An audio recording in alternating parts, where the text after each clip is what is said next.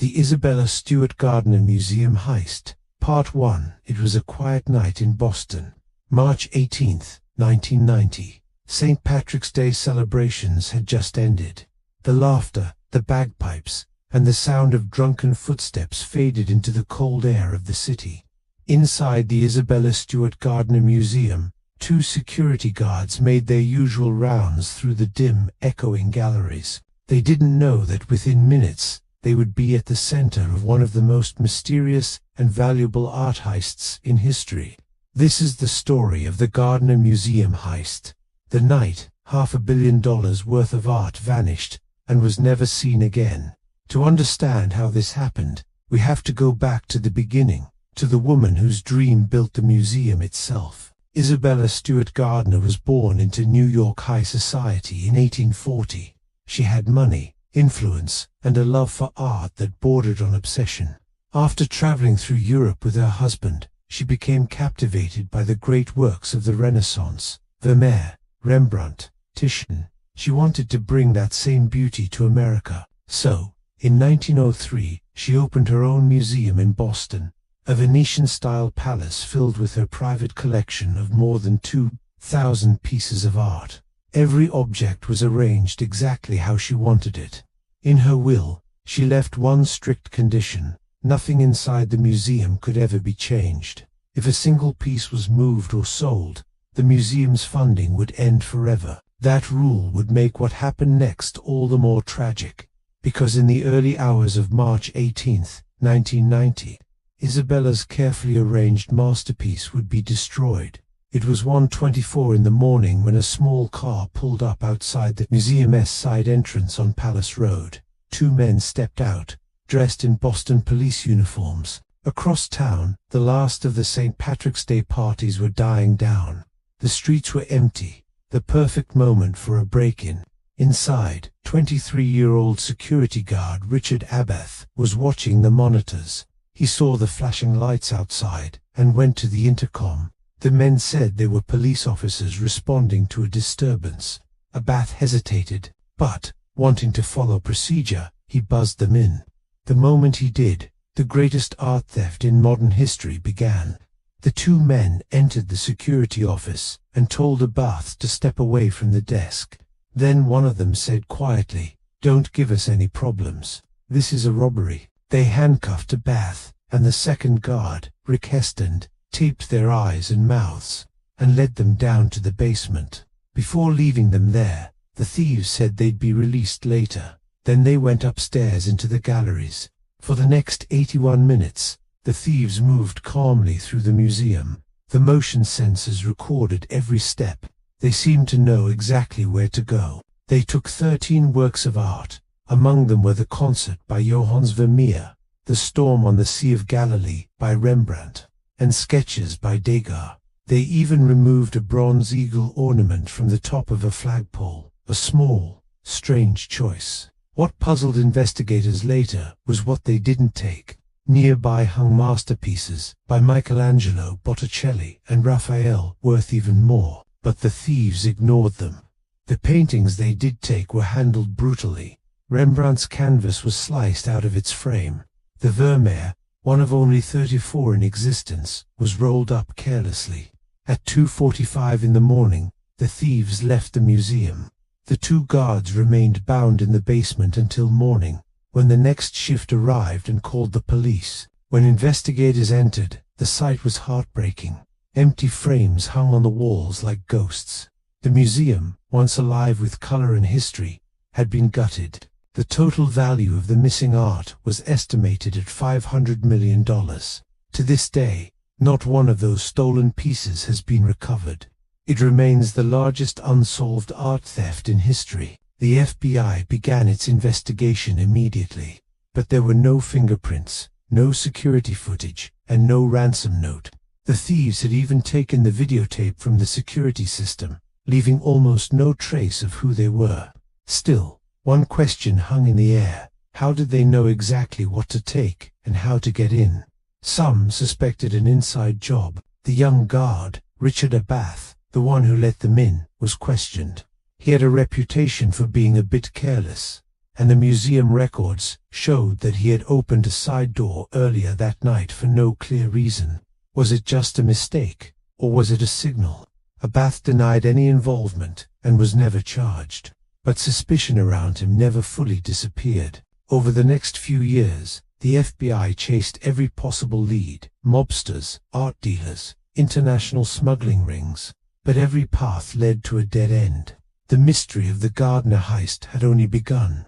For months after the heist, the city of Boston couldn't stop talking about it. $500 million in art gone, without a trace. No fingerprints, no camera footage, no demands. Just 2 guards tied up in a basement and 13 priceless works missing from their frames. It felt less like a robbery and more like a ghost story, the kind where the crime itself becomes part of the city's legend.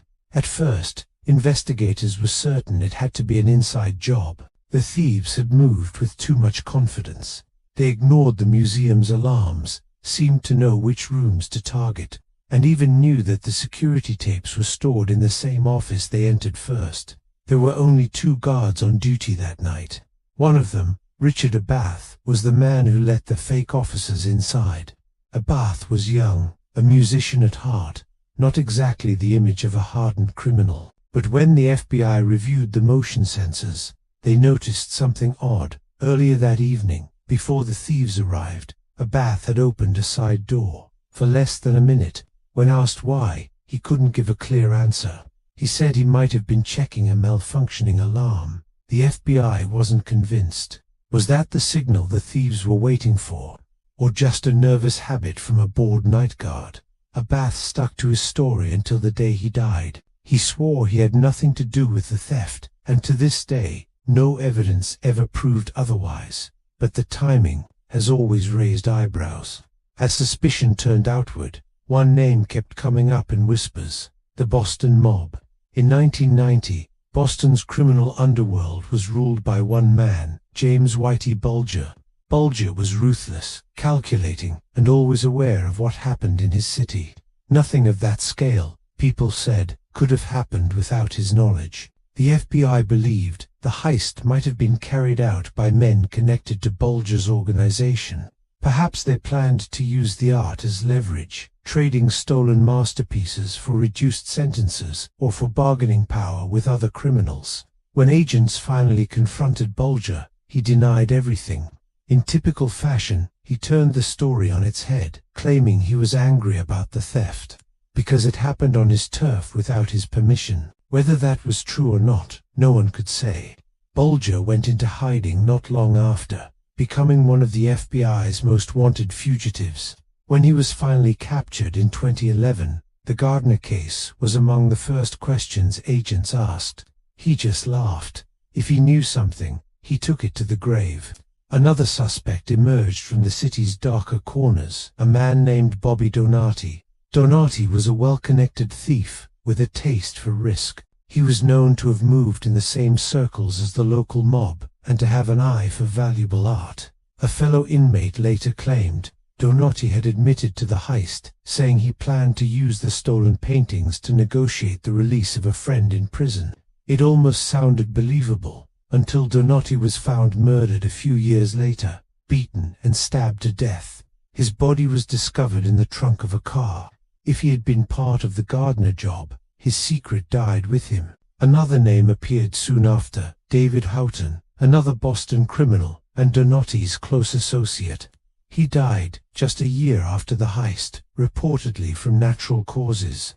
But according to one informant, Houghton once showed him a photograph of the stolen works as proof that he had access to them. If true, it meant the paintings were still in the Boston area, at least for a time. But again, nothing concrete ever surfaced.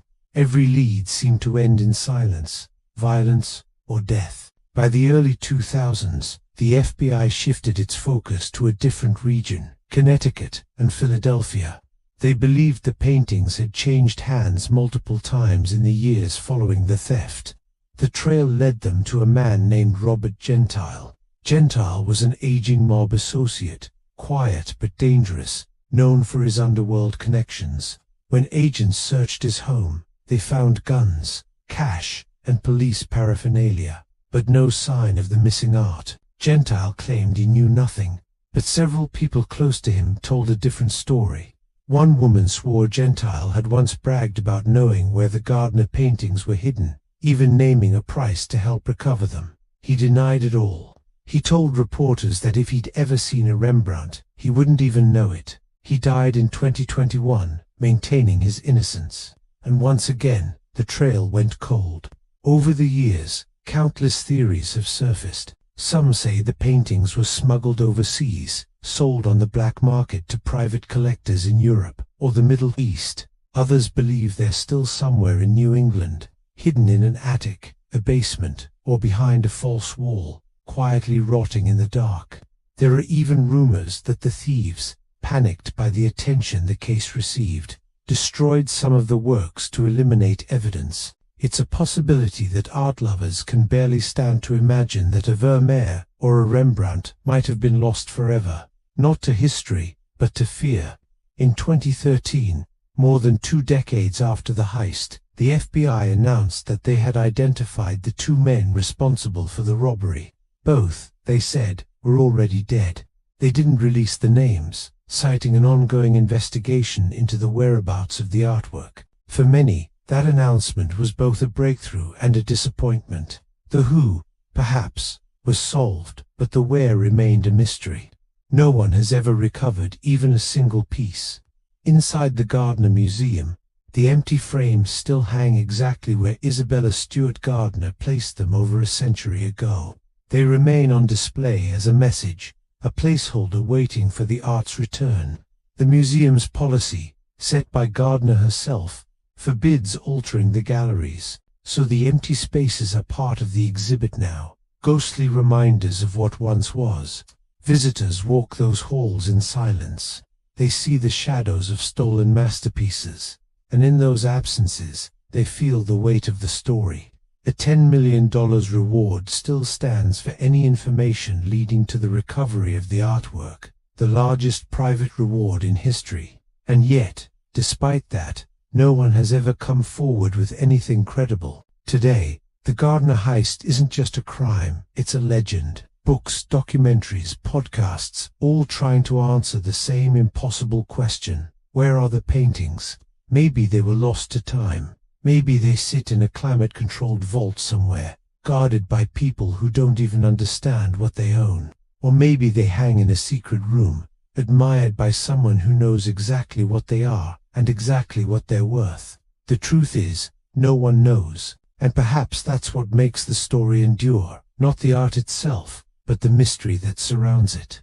Over 30 years later, Boston still remembers, the museum still waits, and the legacy of the Gardner heist lingers in every empty frame, in every unanswered question, in every whisper of a rumor that says, someone, somewhere, still knows the truth. Until those paintings return, if they ever do, the Gardner heist will remain one of history's most haunting unsolved crimes. A perfect crime without a culprit, a mystery frozen in time, and a silence that refuses to fade.